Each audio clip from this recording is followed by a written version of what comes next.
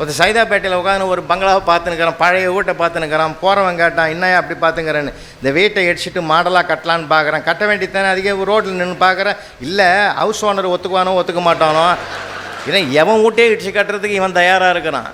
வேடிக்கை மனிதர்கள்னு விந்தை மனிதர்கள்னு பாரதி பாடினார். நீங்கள் அவங்களெல்லாம் பார்த்து ஷாக் ஆகிடாதீங்க. ஐயோ எனக்கு போகணும் யார் முகத்தில் மூழ்ச்சனோ, இன்றைக்கி நான் காலையிலேருந்து பார்க்குறேன், இந்த மாதிரி ஆட்களாக வந்து பார்க்குறேன், மோசமாக இருக்குது, எனக்கு மட்டுமா அப்படி வாய்க்கணும் அப்படி நினைக்கவே நினைக்காதீங்க. எல்லாருக்கும் அந்த பிரச்சனை இருக்குது. ஏன்னா நான் பல முறை நீங்கள் யூடியூப்பில் பார்த்துருப்பீங்க, வாட்ஸ்அப்பில் நிறைய இருந்தாலும் நான் நினைவுபடுத்துகிறேன். எனக்கு ரொம்ப ரசித்தது அது. ஒரு திருடம் ஒரு வீட்டுக்குள்ளே பூந்து கட்டிலில் படுத்துங்கிறவன் ராத்திரி 1:30 மணி இருக்கும், கட்டிலில் படுத்துங்கிறவனை எழுப்பி காலாண்டியன் தலையாண்டியன் தேடுறான். என்னடா தேடுறேன்னு கையை பிடிச்சின்னு தொழிலுக்கு புதுசான்னு கேட்டான் அவன். அண்ணே என் தெய்வமே, நான் திருடுனது தப்போ ரைட்டோ, ஆனால் தொழிலுக்கு புதுசான்னு என்னை கேட்ட பற்றியா, எப்படின்னே கண்டுபிடிச்சேன்னா. நான் இன்றைக்கி தான் இந்த தொழிலே திருடலான்னு ஆரம்பிச்சிருக்கேன், எப்படி கண்டுபிடிச்சேன்னா. அடமடையா, எந்த ஆம்பளை கட்டடா பீரோ சாவி இருக்கும்? ஏங்கிட்ட வந்து 1/2 மணி நேரமாக தேடுறியா, அதோ பத்துங்கிற பாடுறா காமாட்சி, அவள் காலுங்கீழே வச்சுங்கிற தலைக்காணிங்கீழே தாண்டா இருக்குது. 3 நாளாக அதை எடுக்க நான் முயற்சி பண்ணுறேன், முடியலடா. நான் வணங்குற பழனி முருகனை பிரார்த்தனை பண்ணேன், யாராவது அனுப்பி ஒரு ஏற்பாடு பண்ண முருகான்னு. முருகன் ஒன்றையே அனுப்பி வச்சுருக்காண்டா. உண்மையிலே பார்க்குறேன், சந்தோஷமாக இருக்குது. கஷ்டப்பட்டு அவள் எழுந்திரிக்காத நான் பார்த்துக்கிறேன்டான்னு சொல்லி அந்த மரபீரோவை 3வது தட்டில் 300 ரூபாய் இருக்குது, எடுத்து நீ கஷ்டப்பட்டவன் 200 எடுத்துக்கோ, போகும்போது எனக்கு ஒரு 100 கொடுத்துட்டு போடா அப்படின்னா. அவனும் பீரோவை திறந்து அழறான். சார் திருட வந்தான் அழறான். அழுது நேராக கொண்டாந்து, அண்ணே இந்த 300 நீயே வச்சுக்கன்ட்டான். ஏன்டா அண்ணா, ஒரு ஆம்பளை கஷ்டம் ஒரு ஆம்பளைக்கு தாண்டா தெரியும். நான் வந்து வெளியில் இல்லாத கஷ்டப்படுறேன், நீ இருந்துக்கிட்டே கஷ்டப்படுறிய, என்னை விட கொடுமை உனக்கு தாண்டா. இந்த மாதிரி கொடுமை உலகத்திலே எந்த ஆம்பளைக்கும் வரக்கூடாதுரா. இந்த செலவுக்கு வச்சுக்கோ, 10 நாள் செல் நம்பரையும் கொடுத்துட்டு போகிறேன், 10 நாளுக்கு பிறகு தீர்ந்து போனால் எனக்கு ஃபோன் அடி, ஏதாவது ஏற்பாடு பண்ணி உனக்கு தரேன் அப்படின்னு ஒப்பந்தம் ஆகிட்டானுங்க சார். 2 பேரும் உயிர் நண்பர்கள் ஆகிட்டான். ஏன்னா வாழ்க்கையில் பிரச்சனைகள் என்பது இல்லாத இடமே கிடையாது இல்லையா? எல்கேஜி போய் கேளு பாருங்கள், அவன் ஒரு பிரச்சனை சொல்லுவான். யூகேஜியில் கேளுங்க, அவன் ஒரு பிரச்சனை சொல்லுவான். ஏன்னா அவனுக்கு அவன் தகுதிக்கு தகுந்த பிரச்சனை இருக்கும். அதனால் இந்த பிரச்சனைகளை என்ன தீர்வுன்னு நினச்சிங்கன்னா, வாழ்க்கையில் மகிழ்ச்சியாக இருப்பது தான் அதுக்கு தீர்வு காணக்கூடிய வழியே தரும். இது விதண்டாவாதம் பேசுகிறானே, எதிர்த்து பேசுகிறானே, குடும்பத்தில் நிறைய பிரச்சனைகள் வரும் சார். குடும்பத்தில் நீயா நானான்ற போட்டிகள் நிறைய வரும். கணவன் மனைவிக்குள்ள 1000 பிரச்சனைகள், அதெல்லாம் போச்சு பேசினாலே தீர்ந்து போடும் சார் பிரச்சனைகள்லாம். பல பேர் பேசாமல் இருப்பதனாலே மன அழுத்தத்துக்கு ஆளாகி பிரச்சனைகளை நோயை உருவாக்கிக்கிறாங்க. தாராளமாக பேசுங்க, அதுக்கு நிறைய அவங்களுக்கும் சொல்லிக் கொடுங்க. இந்த புத்தகத்தில் இந்த செய்தி இருந்தது, இதை படிங்க. நம்ம அந்த காலத்தில் படித்த செய்தி இன்னும் வரலையா சார்? அறம் செய்ய விரும்பு ஆறுவது சினம் இல்லை, எவ்வளவு நம்ம இன்னும் நினைவில் இருக்குது இல்லை? என்ன அழகான தொடர், மறக்க முடியுமா அந்த தொடரை? எவ்வளோ சில பாடல்கள் நமக்கு மகாத்மா காந்தியடிகள் எழுதுகிறார் சார் சத்திய சோதனையில். அதை ஒரு முறையாவது படிங்களேன். காஞ்சி மகா பெரியவர் தெய்வத்தின் குரல் எழுதியிருக்கிறார். எவ்வளோ பெரிய சிறப்பான நூல் தெரியுமா? அதை படிங்க. ஒரு பக்கம் படிங்க சார் போகிறோம். மகாத்ராய் அவனுடைய ஞான வடிவத்தில் வரக்கூடிய நல்ல வாசகங்கள் எவ்வளோ இருக்குது, அதை ஒரு பக்கம் படிங்க, 2 பக்கம் படிங்க. அதை பற்றி கொஞ்சம் ஜீரணம் பண்ணுங்க. எவ்வளவு நேரம் படித்தோம் என்பது முக்கியமில்லை, எதை புரிந்து கொண்டோம் என்பது தான் மிக மிக முக்கியம். அதை அப்படியே நோட் பண்ணுங்க, நோட் பண்ணி வைங்க சார். சாதாரணமானதில்லை, அப்படிப்பட்ட சிந்தனைகள் நிறைய இருக்கும் சார். புத்தகம்ன்றது சாதாரணமானதில்லை. நம்மளை அதுதான் ஆரம்பத்தில் சொன்னேன், நம்ம ஒரு புரட்டி போடணும். அது பழைய நூல்கள் என்ன, அலெக்சாண்டர் உலகம் எல்லாம் போர் தொடுத்தான் இல்லை, வேர்ல்டு ஃபுல்லாக போர் தொடுத்தான். ஒரு நாட்டில் இருந்து ஒரு தங்க பெட்டியை கொண்டு வந்தான் தளபதி. இந்த தங்கப்பெட்டி விலை மதிப்பற்றதுன்னா அலெக்சாண்டர் சொன்னார், இந்த தங்கப்பெட்டி விலை மதிப்பற்றதுன்னு நீ முடிவு பண்ணாத, இது எவ்வளவு விலை தேரும்னா அந்த பொற்கோளரை கேட்டால் கரெக்டாக சொல்லிடுவார். ஆனால் இதுக்கு உரிய விலையை அவர் நிர்ணயிச்சிருவார். ஆனால் இது விலை மதிப்பற்ற பெட்டி என்பது எப்பொழுது வரும் தெரியுமா? இங்கே கொண்டா அப்படின்னு அந்த உயரிய புத்தகங்களை அந்த பெட்டிக்குள்ளே வச்சு கொடுத்தார். விலை மதிக்க முடியாத அறிவு பெட்டகமாக இருக்கக்கூடிய அந்த புத்தகத்தை தாங்கி இருக்கிற இந்த பெட்டி இப்போது விலை மதிப்பற்ற பெட்டி, இதை வைத்து அங்கே யாராலும் தீர்மானிக்க முடியாதுன்னார். அந்த அறிவை வளர்க்கக்கூடிய, அறிவை விருத்தி செய்யக்கூடிய புத்தகங்கள் தான் நமக்கு மிகப்பெரிய புத்துணர்ச்சியை கொடுக்கக்கூடிய பெருமைக்குரியது. அதனால தான் தென்கட்சி சுவாமிநாதன் அவர்கள் ரொம்ப அருமையான ஒரு சிறப்பான செயல்கள்லாம் சொல்லுவார். நானும் அவரும் ட்ரெயினில் போயிட்டுருக்கிறேன் சார். ட்ரெயினில் போயிட்டுருக்குறோம். வைகை எக்ஸ்பிரஸ்ஸு விழுப்புரத்தில் வந்து ஒருத்தன் ஏறினான். அதுக்கு முன்னாடி நான் நடந்தது சொல்கிறேன். ட்ரெயின் புறப்படுற நேரத்தில் ஒரு மசாலா வடை வாசனை கமகமன்னு வருது சார். அந்த பெட்டி கடையில் அங்கே ஒரு ஸ்டால் வச்சுருப்பான்ல, அந்த ஸ்டாலில் கொண்டாந்து வச்சாம் போலுது. ஐயா சொன்னார், என்னடா மசாலா வடை வாசனை கமகமன்னு வருது, 500 செலவு பண்ணி நம்ம வீட்டில் சுட்டாலும் ஒரு வாசனையும் வரமாட்டேன்னுது, இன்னும் சோயான வாசனை வருதுன்னார். ஐயா இருங்க வாங்கின்னு வந்துடுறேன்னு கடன்னு இறங்கி ஓடி போய் 20 ரூபா நோட்டை எடுத்து கொடுத்து பொட்டத்துக்கு அந்த பையன்கிட்ட கொடுத்து சீக்கிரம் வடையை கட்டுறா ட்ரெயினை பிடிக்கணுன்னு கலகலன்னு சிரிக்கிறான் சார். அந்த பையன் கள்ளங்கமடம் இல்லாத பையன். நான் சிரிக்கிற மாதிரி எதுவும் சொல்லலேடா, எதுக்கடா சிரிக்கிறேன்னு. இல்லை சார், அவனும் வடையை வச்சு எலியை தான் பிடிப்பான், நீ ட்ரெயினையே பிடிக்கணும்னு சொன்ன பற்றியா, அதை வச்சு தான் சார் நான் சிரித்தேன்னா.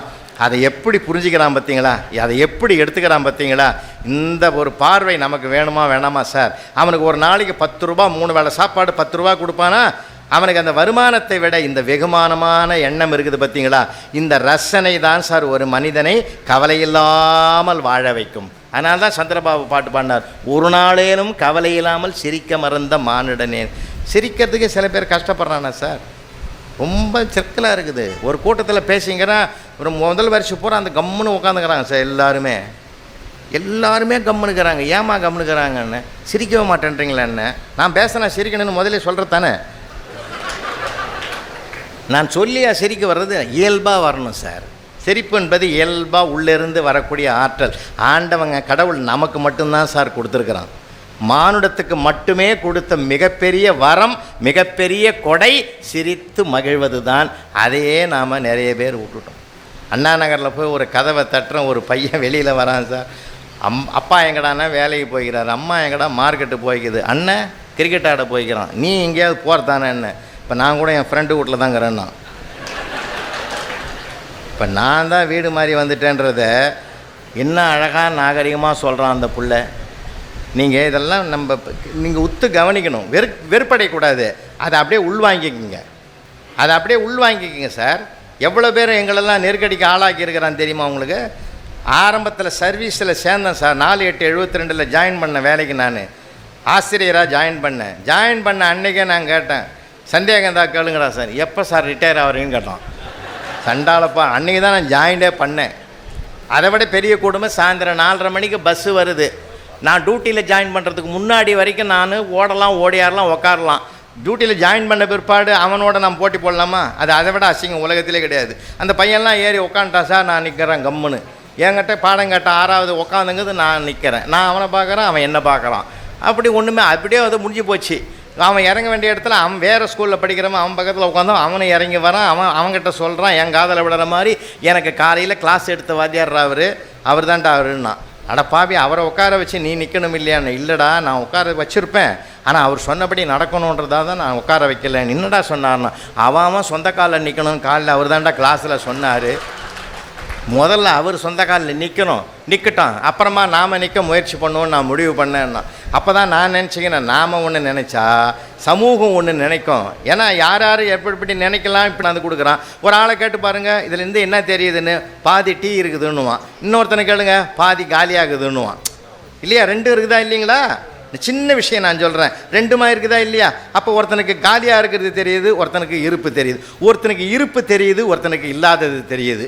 அப்போ இல்லாததை பார்க்கறத விட இருப்பை பார்க்க பழகிறவனோடு நீங்கள் நெருக்கமாக பழகுங்கள். உங்களுக்கு பாசிட்டிவ் எண்ணங்களையே நிறைய கொடுப்பான் சார். சில இன்னொரு பிரச்சனைகளுக்கு தீர்வு சொல்லட்டுமா? இந்த செல்ஃபோன் இருக்குது சார், இதுனா ஒரு 200 கிராம் இருக்குமா, இதை 1 மணி நேரம் என் கையிலே பிடிச்சிருந்தேன்னா எனக்கு சாதனை 1 ஹவர் அப்படியே அசையாமல் பிடிச்சிருந்தாருன்னுவான். இதே 2 ஹவர் பிடிச்சினா என் கை நேசாக நடுங்கும். இதே 6 ஹவர் பிடிச்சின்னா எனக்கு வந்து கை மறுத்துப்படும். இதே 12 ஹவர் பிடிச்சேன்னா எனக்கு ஜுரம் வர மாதிரி இருக்கும். இதனுடைய எடை ஒருபோதும் கூடவில்லை, சுமக்கிற நேரம் கூடுகிறது. பிரச்சனையும் அப்படிப்பட்டது தான். அதனுடைய தன்மை எப்பொழுது கூடுகிறது என்றால் சுமக்க தான் அது கூடிக்கொண்டே வருகிறது. அதனால தான் சில பேர் கேட்குறாங்கல்ல, வீட்டிலே சலிச்சுக்குவாங்க. தாய்மார்கள் கோச்சிக்கூடாது. 30 வருஷம் ஆச்சு திருமணம் ஆனாலும் கூட என்னை திருத்தணியில் கேட்டாங்க, என்னை ஸ்ரீரங்கத்தில் கேட்டாங்க, என்னை பழனியில் கேட்டாங்க, என்னை திருச்செந்தூரில் கேட்டாங்க. எல்லாம் மொட்டை அடிக்கிற ஊர். நம்மளால் அங்கே ஓட்ட நாற்கையில் உட்காந்து நம்மனு ஒத்து பார்ப்பான். வெளியும் சொல்ல முடியாதவனுக்கு. அவன் என்ன நினைக்கிறான் தெரியுமா? என்னை தவிர உள்ளூரில் எவனுமே கேட்கல. இல்லை, சின்ன சின்ன விஷயங்கள் சார். சிலதெல்லாம் உயரம் இருக்கும், தாழ்வு இருக்கும், வர மைனஸ் இருக்கும், ப்ளஸ் இருக்கும். எல்லாத்தையுமா நம்ம போட்டு குழப்பிக்கிறது. வாழ்க்கை என்பது, இன்னும் கூட சொல்கிறேங்க, நீயா நானா என்பது வாழ்க்கையில் நீயும் நானும் என்பது தான் வாழ்க்கைன்னு பெரியவங்க நமக்கு வாழ்ந்து காட்டி கையில் கொடுத்துருக்காங்க சார். பெரியவங்க பார்த்து சாதாரணமானது சார். எங்கள் பாட்டிலாம் நான் சொல்லுவேன், என்ன கேட்பேன் தெரியுமா, பாட்டி உன் கல்யாணம் எப்படி நடந்ததுன்னு ஒரு நாள் கேட்டுவிட்டான். அது சொல்லிச்சு, அதையாண்டா கேட்குறேன், உன் பாட்டை முகத்தை நிமிந்து பார்க்குறதுக்கு 3 வருஷம் ஆச்சு, அதுக்குள்ளே உங்கள் சித்தப்பனும் உங்கள் அப்பனும் பிறந்துட்டான். என்ன மகிழ்ச்சியான வாழ்க்கையா. அன்றைக்கி 100 ரூபா சம்பாதிச்சான், 1000 ரூபா வாழ்க்கை வாழ்ந்தான். இன்றைக்கி 1000 ரூபா சம்பாதிக்கிறான், 100 ரூபா வாழ்க்கை கூட வாழலே என்றது தான் என்னுடைய ஆதங்கம். அன்றைக்கி உறவுகளை குவிச்சோம், இன்றைக்கி கருவிகளை குவிக்கிறோம். வீட்டுக்குள்ளே ஒருத்தர் வந்தாலே எங்கள் பெரியப்பா, எங்கள் சித்தப்பா, எங்கள் அத்தை, எங்கள் மாமா, எங்கள் ஒன்று விட்ட தம்பி தெரியுமாவன் என்னம்மா படிக்கிறான் தெரியுமா, அப்படிலாம் மனிதர்களை அடையாளப்படுத்தி காட்டணும். இன்றைக்கி இது அப்போ வாங்கின ஃப்ரிட்ஜு, இது நேற்று வாங்கின சோபா, பாருங்களேன் இந்த டிவியை எவ்வளோ பெரிய டிவி, இந்த மாதிரி கருவிகளை காட்டி பெருமைப்படுகிற காலமாக போச்சு. அதனால் எந்த காலம் எப்படி போனாலும் சரி, நாம இருப்பதற்கு நல்ல நூல்களை தேடுவோம். நூல்கள் என்பது இலக்கணம், இலக்கியம், சாதாரண அறநூல்கள் நம்மக்கிட்ட இருக்கிற மாதிரிலாம் உலகத்திலே கிடையாதுயா. அறநூல்கள் படித்து நம்ம என்ன பண்ணோம், அறத்தின் வழி நடக்கணுமா இல்லையா சார்? எங்கள் ஊரில் ஒரு அதிகாரி கிணத்து பின்னாடி போனார் சார். அதிகாரி பின்னாடி போய் கிணத்தை எட்டி பார்த்தார் சார்.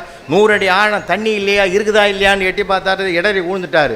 விழுந்தவரை உடனே ஆஃபீஸை எல்லாருமே சேர்ந்து என்ன பண்ணிட்டாங்க, ஒரு 100 அடி நீட்டு கயிறை கொண்டாந்து உள்ளே விட்டு அவரை காப்பாற்றிட்டாங்க. பாதி தூரம் தூக்குனாங்க சார். அப்போ பியூனு ஓடியாந்தான், இந்த அதிகாரி டிரான்ஸ்ஃபர் ஆகிட்டாருன்ட்டான். அப்படியே சார் அப்படியே விட்டுப்புட்டானுங்க சார். அந்த மனிதாபிமானம் போயிடுச்சு பார்த்தீங்களா? மனிதாபிமானம் தனக்கு தேவையாக இருக்கிற வரையில் அவர் தேவை, தனக்கு தேவையில்லையா அவர் தேவையில்லை என்று போகிற அதர்மம் ஓங்கி இருக்கிறது. இதெல்லாம் மாறணும்னா தர்மத்தோடு நம்ம போவோம். தர்மம் நமக்கு வேணும் சார். தாசில்தார் ஒருத்தர், சப் ரிஜிஸ்ட்ரார் ஒருத்தர் ரிட்டையர் ஆகிட்டார் தாம்பரத்தில். அவர் சொன்னார், தன்னுடைய சமையல்கார்ட்ட சொன்னார், நேற்று வரைக்கும் நான் முழு சம்பளம் வாங்கினேன்டா, வடபாயத்தோட கூட்டு பொரியலோட சாப்பாடு செஞ்சேன். இன்னிலேருந்து நான் ரிட்டையரு. ஒரு நாளைக்கு மோர் குழம்பு, ஒரு நாளைக்கு வத்த குழம்பு, ஒரு நாளைக்கு வெறும் ரசம், ஒரு நாளைக்கு வெறும் தயிர், சிம்பிளாக வாழ பழகணுன்னார். அதே மாதிரி வாழ்ந்தான் சார். 2 மாதம் அவர் சாப்பிட்ட பிறகு தான் அவன் சாப்பிடுவான். ஒரு நாள் 2 மாதத்துக்கு பிறகு ஒரு நாள் அவன் சாப்பிடும்போது உள்ளே போட்டார். அவன் வடபாயசம் கூட்டு பொரியலோடு சாப்பிட்டுங்கிறான். என்னடான்னாரு, நீ தான் ரிட்டையர் ஆன, நான் என்ன ரிட்டையர் ஆகலைன்னா. அப்போ தர்மம் என்பது ஆளாளுக்கா சார் இருக்கும். நாங்கள் கேட்குறேங்க, தர்மம் என்பது ஒன்று. தர்மத்தின் வாழ்வுதனை சூதுகவும் தர்மம் மறுபடி வெல்லும் எனும் இயற்கை மருமத்தை நம்மாலே உலகங்கற்கும் வழி தேடி விதி இந்த செய்கை செய்தான் கருமத்தை மேன்மேலும் காண்போம் இன்று கட்டுண்டோம் பொறுத்திருப்போம் காலம் மாறும் தனு உண்டு அதன் பேர் காண்டீபம் என்றான்னு பாஞ்சாலி சபத்தில் மகாகவி பாரதியார் பாடுவார். தர்மம் ஒன்று தான் சார், தர்மம் ஒன்று தான். அதுலேயும் உலக நாடுகள்லேயே பார்த்திங்கன்னா நம்ம நாட்டுக்கு தான் தர்ம சிந்தனை உடைய நாடுன்னு ஒரு பெரிய பெருமை இருக்குது. அறத்தில் விளைந்த ஒரு மண் இது இல்லையா? அதனால தான் பார்த்தீங்கன்னா எந்த இடத்துலையும் சொல்கிறேன், வீதிக்கு வீதி புள்ளா கோயில் வைப்போம். 4 தெரு தான் இருக்கும், 4 தெருவிலையும் புள்ளா கோயில் இருக்கும். ஒரே ஒரு புள்ளா கோயிலை வைக்க வேண்டியது தானே? அப்படி இல்லை. ஏன் தெரியுமா? அது காரணம் இல்லாமல் இல்லை சார். ஒருத்தர் மனுஷனுக்கு இயல்பிலே கோபம் வர்றது இயல்பு. டக்குன்னு ஒரு தடியை எடுப்பான், ஒரு அருவாளை இருப்பான், எடுப்பான், வெளியில் வந்து அவனை வெட்டி பாருன்னு வேகமாக வருவான். பிள்ளையாரை பார்ப்பான், நாம் ஏன் டைம்னு தண்டிச்சு வீணாக போவானா, இந்த பிள்ளையார் பார்த்துக்குவாருன்ட்டு அவர்கிட்ட ஹேண்ட் ஓவர் பண்ணிட்டு வந்துடுவான். அதனால்தான் அவனுடைய உணர்வுகளை தகுப்பதற்கும் அவனுடைய உணர்வுகளை ஒடுக்குவதற்கும் கோபத்தை அடக்குவதற்கும் அவனுடைய குணத்தை உயர்த்துவதற்கும் தான் இந்த மாதிரி முறைகள்லாம் பெரியவங்க வச்சிருக்கிறாங்க. ஒவ்வொன்றுத்திலையும் ஒவ்வொரு ஆதாரம் உண்டு. தயவு செஞ்சு அன்பான பெரியோர்களே, நிறைய அரங்கம் நிறைந்திருக்கக்கூடிய அருமை. உண்மையிலேயே நாங்கள் வரும்போது நல்ல மழை, வெள்ளம் பாஞ்சு ஓடிச்சு. நாங்கள் வர்ற வழியில் அருமையான மழை பெஞ்சு இந்த மண்ணை குளிர்வித்து ஒரு குளிர்ந்த தென்றல் காற்று இப்போ வீசுது. அந்த தென்றல் காற்று வீசுகிற நேரத்தில் ஒரு சுகமான பயணமாக இந்த உரை. ஏன்னா ஒரு 2.5 வருஷமாக மனுஷனையே பார்க்காம இருந்தோம் ஐயா, இல்லை? அப்படி ஒன்று நடக்கும்னு நம்ம நினச்சோமா சார்? எங்கள் சித்தப்பாவை நான்லாம் எவ்வளோ கஷ்டப்பட்டுருக்கேன்னு தெரியுமா? எங்கள் சித்தப்பா அந்த கொரோனா பீரியடில் அப்படியும் மாஸ்க்கை போட்டுன்னு வாக்கிங் வரார். மனசு கேட்கல. எங்கள் ஒய்ஃபுக்கு சின்ன மாமனார் வந்தார். பார்த்துட்டேன், மாமா வாங்க அண்ணன் வல்ல அப்படி உள்ளவங்க கூட்டும் போல ஹால்லையே உட்கார வச்சு உள்ளே போனேன். அம்மா அவங்க சித்தப்பா வந்துக்கிறாருன்னு அப்படியே ஒரு டம்ளர் காப்பியை கொடுத்தா, சூடாக கொண்டாந்து கையில் கொடுத்தேன். குடித்தார். குடிச்சிட்டு கண் கலங்கி நின்னார். ஏமாம்மா கண் கலங்குறீங்க, என்ன ஆச்சுன்னு, என்ன பிரச்சனையான்னு? அதெல்லாம் ஒன்றும் இல்லை மாப்பிள்ள, பெத்த பிள்ளை கூட நான் நல்லா இருக்கணும்னு விரும்பலை, அவன் எதுவுமே செய்யலடா, நான் நல்லா இருக்கணும்னு காலங்காத்தால் கபசர குடிநீர் கொடுத்த பத்தியா?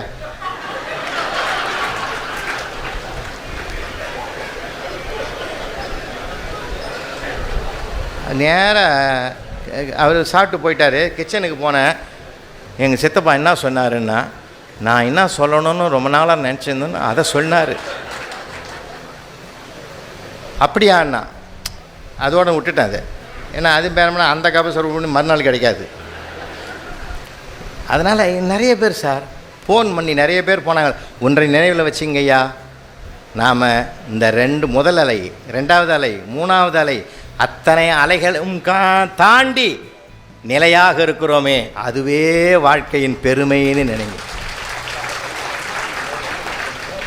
எவ்வளோ பெரிய விஷயம் சார். அதையும் ஜெயிச்சு இருக்கிறோம். கொரோனாவுக்கே டேக்கா கொடுத்துட்டு நாம் நிற்கிறோம்னா நாம் எவ்வளோ பெரிய ஆளுன்னு சந்தோஷப்படுங்க சார். ஒவ்வொன்றுத்துக்கும் எப்போ பார்த்தாலும் கவலைப்பட்டுன்னு அவன் அப்படி சொல்லிட்டான்னு சொன்ன போகிறான், இவன் இப்படி சொல்லிட்டானே, அதை பற்றியெல்லாம் கவலையப்படாதீங்க, எவ்வளோ விடாதீங்க. தென்காசி சாமிநாதன் தான் மீண்டும் மீண்டும் நினைவு போடுவோம்.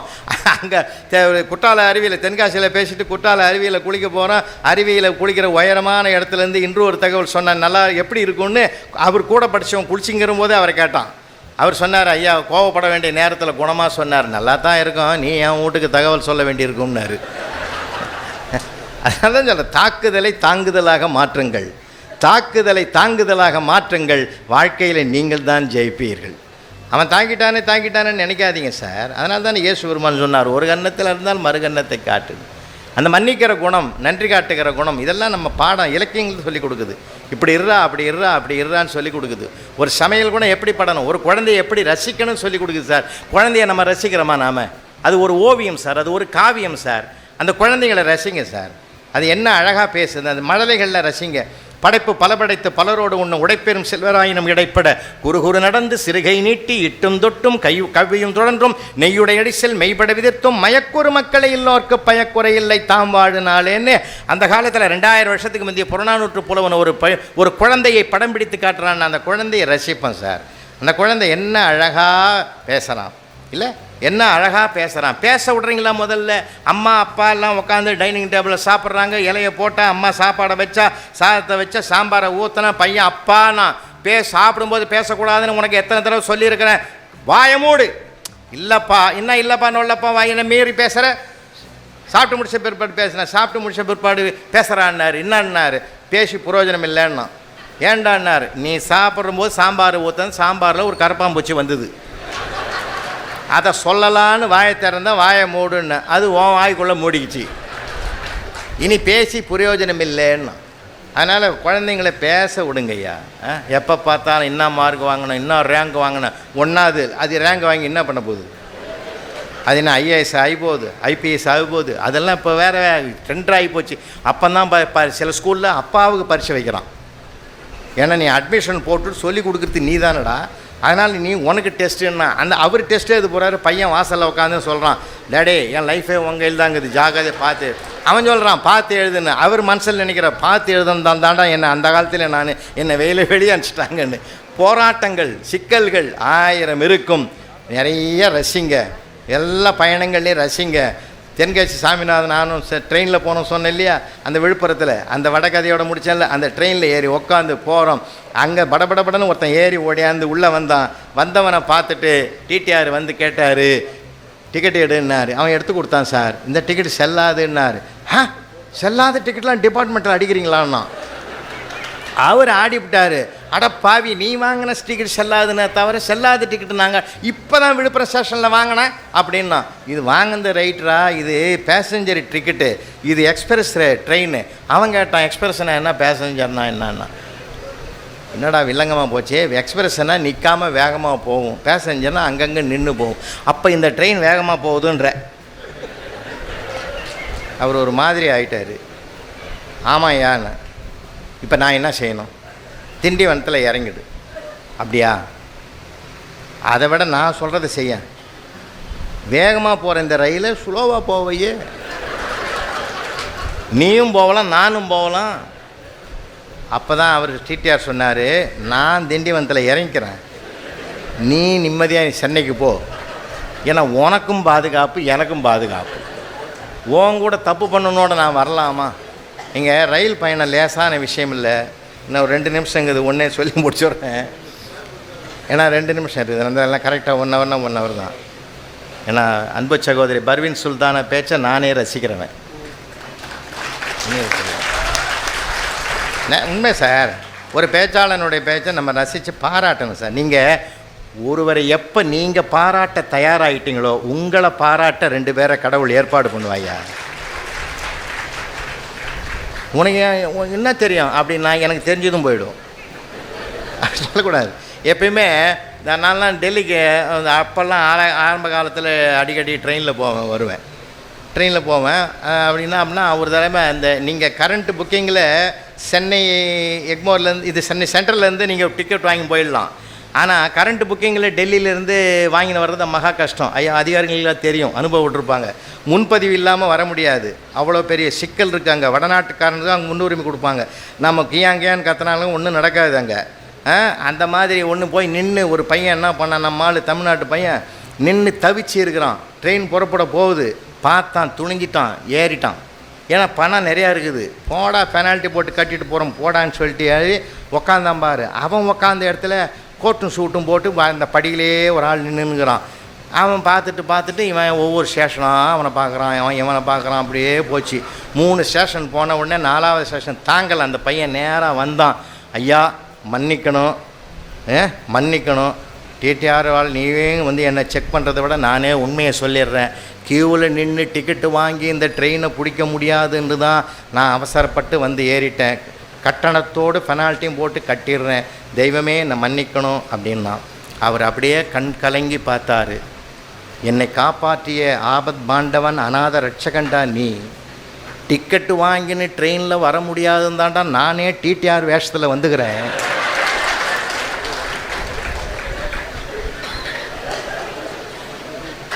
நான் டிடிஆர்னு நம்புவானா நம்ப மாட்டான்னு நான் 3 ஸ்டேஷன் தள்ளுற வரைக்கும் நான் பயந்துங்கிறேன். நீயா டிடிஆர் சொன்ன பத்தியா சபாஷ். அப்போ நம்ம டிடிஆர் ஆகிட்டோம். இனி நான் இங்கேருந்து அங்கே வரைக்கும் போவேன், அங்கேருந்து இங்கே வரைக்கும் வருவேன். சென்னையில் சந்திப்போம். ஒரிஜினல் டிடிஆர்கிட்ட உண்மையை சொல்லி நீயும் போய் சேரு. நன்றி.